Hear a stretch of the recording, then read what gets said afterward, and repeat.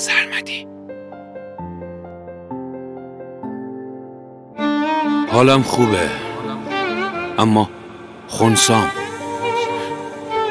نه خوشحالم نه ناراحت، حتی افسرده‌ام نیستم، ولی دلم گرفته. نمیدونم به چی یا به کی فکر کنم که حداقل یکم آروم شم. حتی نمیتونم حال دلمو توضیح بدم. خنثام اما به اندازه کل دنیا فکرم درگیره. میدونی حال این روزامو اصلا دوست ندارم. دلم یه حس خوب میخواد، از اون حس خوبا که من هیچ وقت تجربهش نکردم و فقط توی فیلم ها دیدم که وقتی حالت خوب نیست یهو مادر بزرگت بغلت میکنه و بوست میکنه و کلی قربون صدقت میره. از اون حس خوبا که بابا بزرگه کلاشو بر میداره و از توش یه دونه شکلات در میاره بهت میده. از اون حسای قشنگ که من نداشتم و ندارمش و نخواهم داشت و فقط دلتنگشونم. همین.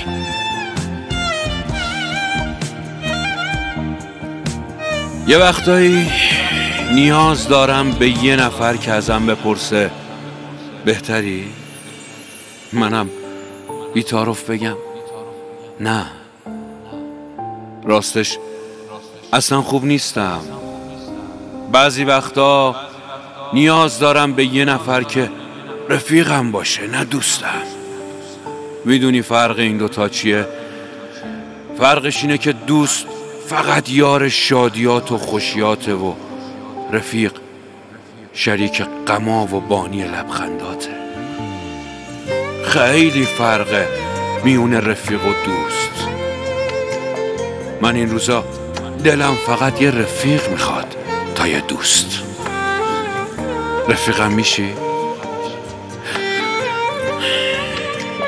آدما یه وقتایی دلتو میشکنن، یه وقتایی همه باوراتو خراب میکنن. اولیه رو شاید یکم خاک بشینه روش و بعدش بشه یه کاریش کرد، ولی دومی رو هیچ کاریش نمیشه کرد. پس سعی کنین هیچ وقت باورهای کسی رو خراب نکنین. آخه شاید بعدش دیگه هیچ وقت نتونه هیچ کس رو باور کنه. هیچ وقت.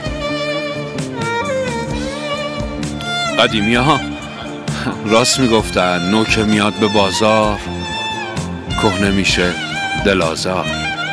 اما من عوضش کردم و میگم نو که میاد به بازار کهنه میشه پشت خطی، میشه تماس بی پاسخ، میشه مگه زنگ زده بودی، میشه الان جاییم خودم بهت زنگ میزنم. و بعد از چند روز میشه مشترک مورد نظر شما دستگاهش خاموشه. من نو کهنه حالیم نیستا. من یادم میمونه کیا تو سختی ها با هم موندن و کیا رفتن،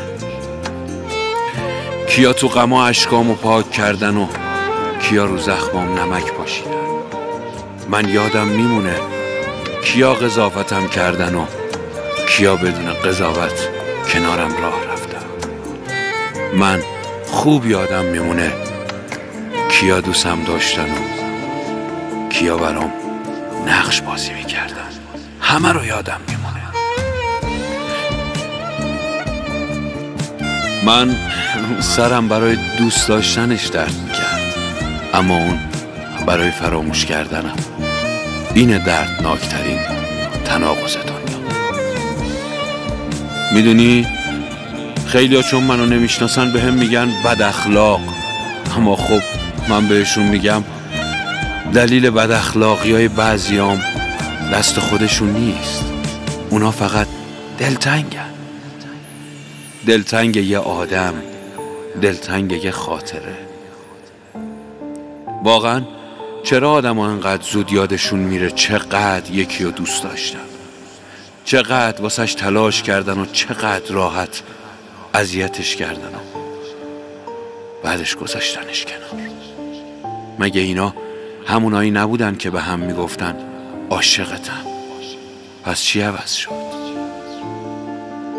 بعضی وقتا انقدر عرصه به هم تنگ میاد که میخوام برم یقه اونی که به هم گفت بزرگ بشی یادت میره همه چی رو بگیرم و بهش بگم آره یادم رفت، ولی چرا نگفتی انقدر زخم رو زخمت میشینه که دردای قبل تو یادت میره؟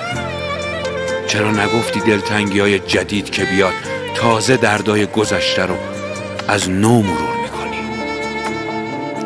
دل دیگه بعضی وقتا یه جورایی با گفتن این حرفا خالی میشه که زور هیچ امیدی بهش نمیرسه. تو که خبر نداری، اما بعد رفتنت از اون قوطی نوشابه‌ای که توی جوی خیابون بود و تلق طلوق میکرد و میرفت من سرگردونترم. میدونی چیه؟ شاید الان به فکرم نباشی، ولی یه روزی یه جایی بدجوری یادم میافتی. اون موقع با خودت میگی خیلی دوستم داشته. من بعد تو دیگه دلم هوای 2 نفره نمیخواد. من فقط دلم میخواد یکی هوای دلمو داشته باشه، همینو بس.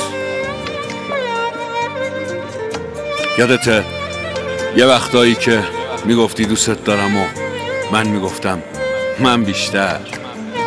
حالا تو هی به رو خودت نیارو، زمان به همون ثابت میکنه کی بیشتر.